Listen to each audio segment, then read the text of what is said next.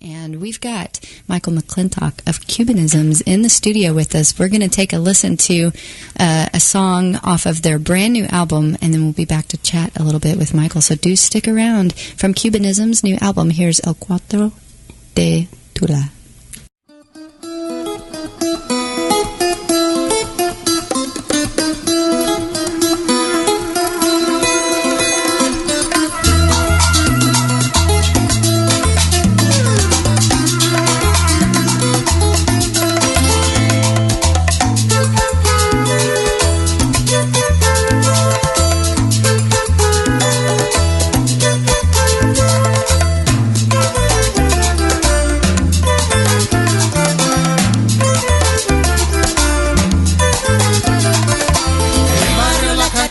Se ha formado la corredera, en el barrio La Cachimba se ha formado la corredera.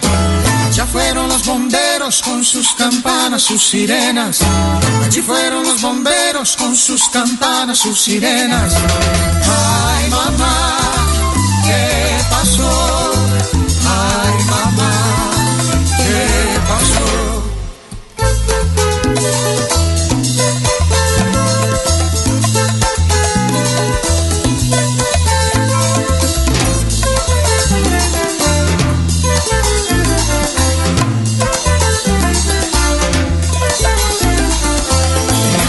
Cachimba se ha formado la corredera, en el barrio La Cachimba se ha formado la corredera. Ya fueron los bomberos con sus campanas, sus sirenas. Allí fueron los bomberos con sus campanas, sus sirenas. Ay, mamá, ¿qué pasó?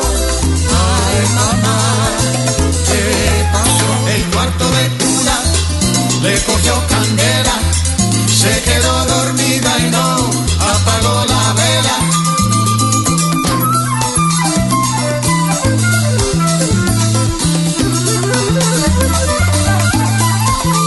El cuarto de Tula le cogió candela. Se quedó dormida y no apagó la vela.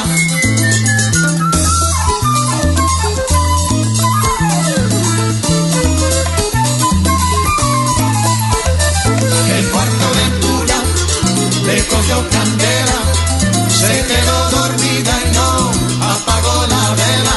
Que vaya alguien o que busquen los bomberos. Veo que tú la quieres, señores, que le apaguen el fuego. El cuarto de Tula le cogió candela, se quedó dormida y no apagó la vela. Ya vino las flores de España, ayúdale a Tula a apagar el fuego. El cuarto de Tula le cogió candela, se quedó dormida y no apagó la vela. Ay, mirando este fuego. Y si ahora no se apaga, caballero, se apagará luego. Candela. El cuarto de Tula le cogió candela, se quedó dormida y no apagó la vela. Ni Loli ni su abanico pudiera apagar el fuego.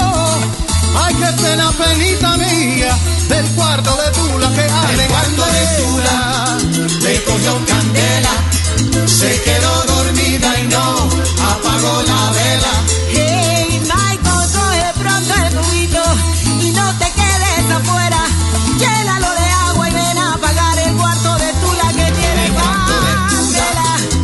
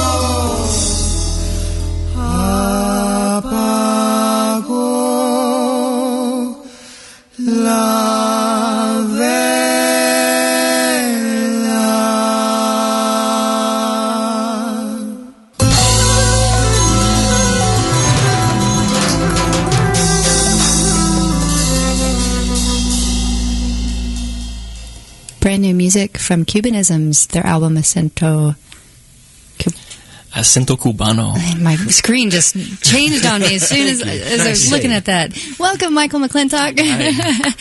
And we've got Michael McClintock from Cubanisms here in the studio with us. Glad to have you join us this Sunday morning. Nice to be here. Thanks for having me. Congrats on the new album. Thank you. That was brilliant, lovely stuff. Thank you. Got my blood pumping this Sunday morning. Yeah. Kind of dancing around the studio. We haven't had a dance party in quite some time. I miss Coo. I know. It's just like she just needed to be here for me to have a dance party. I guess. Yeah, I like it. Sunday dance party, wake up time. Well, is this Cubanism's first album, Michael? This is our debut album. How long have you all been together as a band? Tell folks a little bit about Cubanisms, who you are and what you do. Sure, we've been together a little over a year. I think we did our first show last July. And I married a Cuban girl, went to Cuba, and I started getting really interested in Cuban music and a Cuban instrument called the Tres Cubano, or Cuban Tres. And from there, came back home after visiting her and studying there and started playing around town a little bit. And then whenever she came here and we got married, she was extremely encouraging of me starting my own project. She's like, you got to start a band, man. Do something. And so out of that, started Cubanisms. So you were already a player of guitar. I was a player of the guitar, yeah, since the age of 13. And so you transitioned into this trace. Yeah. I just saw a lot of really talented Cuban musicians playing this thing. It looked like a guitar, and but no, How does it differ? It differs. Well, I've got it here. It's got 3 strings, and they are doubled or coursed. And the most complicated thing about this thing is it's got a C string in the middle, and guitars don't have a C string, so I had to relearn what that was all about. But it's a G, a C, and an E. And the spacing between the strings, you can see, is very far apart because they use a big pick and they attack loudly for volume. And so the main thing they do is just what they call montunos, which is...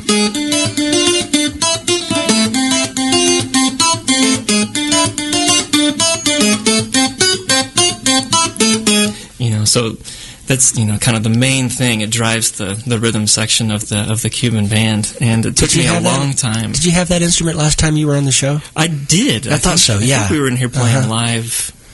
We were. The last thing was the pledge drive, like the band auction. I think that was last year. Yeah. And I played. I think I played a couple of solos on this instrument, but the technique alone took me a long time to get used to. Just to swing my hand differently. It comes from the wrist. It's like this big, like old school, like gypsy jazz style, all wristy and loud. And so it took me a long time because I played a lot of electric guitar as a kid, and it was all kind of smaller motions, and so nerdy things. But yeah, I got lucky. I got to study with some serious musicians in Cuba, some of the best. How long did you spend in Cuba studying?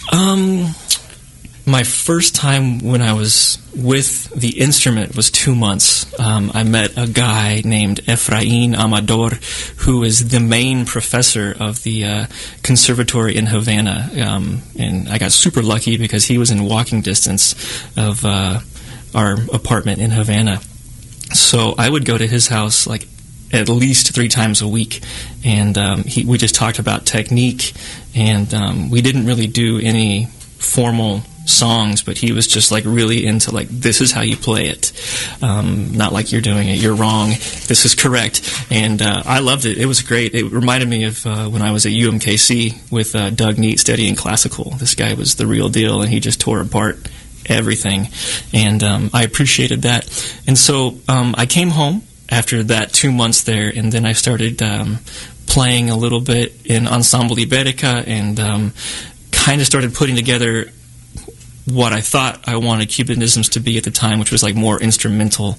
And I did a couple of shows as that, and then my wife came, and I just kept getting more and more into just like salsa music, and I wanted to put together a full group with vocalists and either a trumpet player or no, I went with flute. I found an amazing flute player named Mark Strozier here in Kansas City, and he's like, the secret sauce. I think he's just absolutely killing.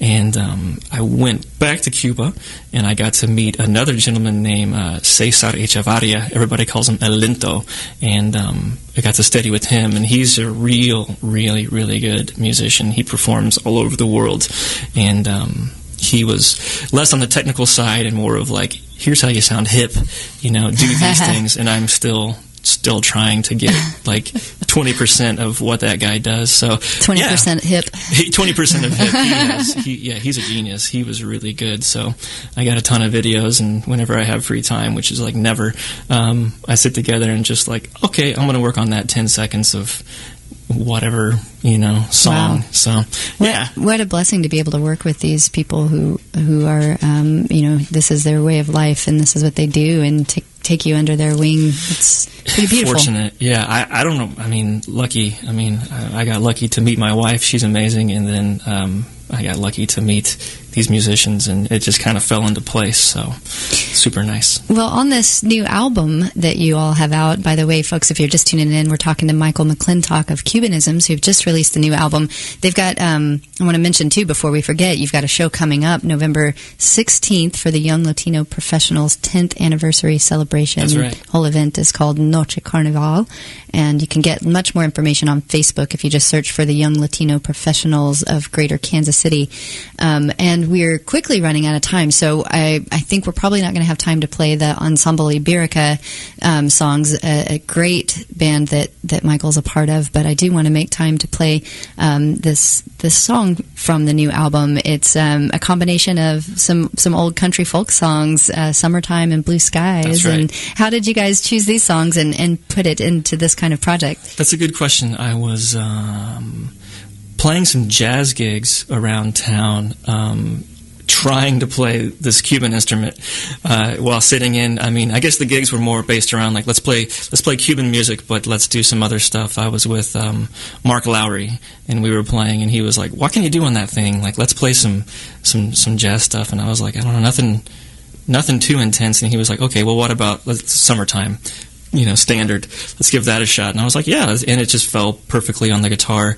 And then my mom she's a piano player, and she loves Gershwin, Rhapsody in Blue, and so I was just kind of like, yeah, that song fits the instrument nicely, and I've used to hearing it from when I was growing up because of Mom playing it, and so I wanted to do that song, and then I wanted to do it with another song. I wanted, because it was just kind of short and sweet, and I didn't want to just open it up kind of like jazz musicians do and just have tons of solos. I wanted to do something else, and so Blue Skies came to mind. It's in the same key. It's got similar chordal motifs and things like that, and so...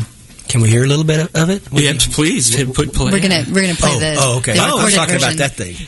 Yeah. No, the introduction to the song is just. I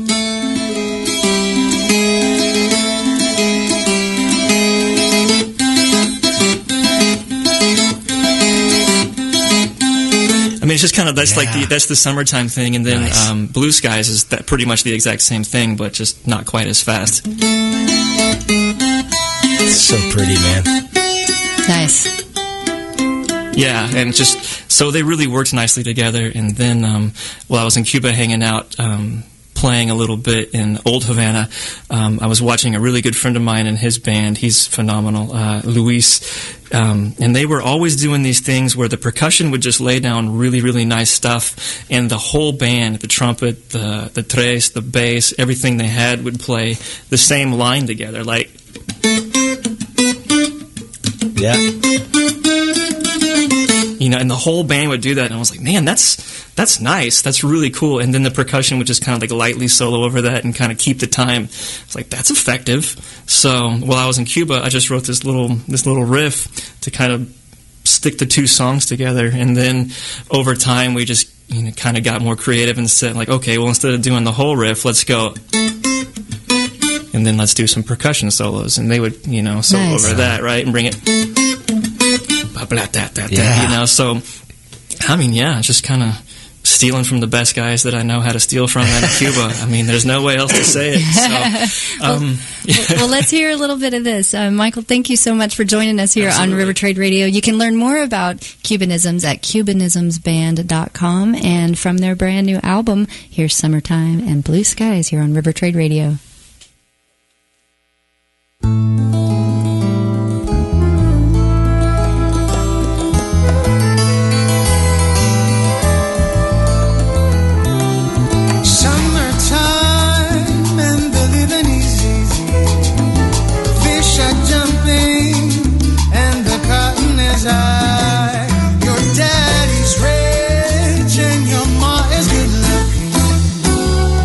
So hush, little baby, don't you cry.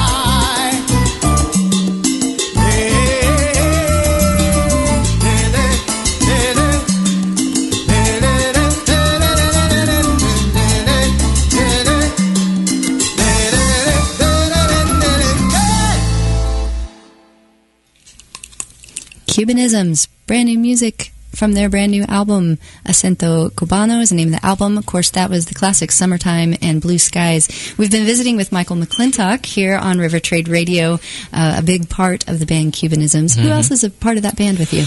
On vocals, that was Mr. Bruno Bessa from Brazil, and also on vocals we have Fedra Cooper Barrera, and on percussion on the album we have Mr. John Curry and Robert Beasley, and then on bass we have the one and only Forrest Stewart, and on flute, Mark Strozier. Beautiful stuff. It's great stuff. Recently added a third percussionist, Mr. Miko Spears. So it's growing. Very talented individuals. Yeah. Y'all can learn more about Cubanisms at cubanismsband.com. And then you've got a ticketed gig coming up that tickets are on sale for November 16th. November 16th. It's the Young Latino Professionals 10th anniversary celebration.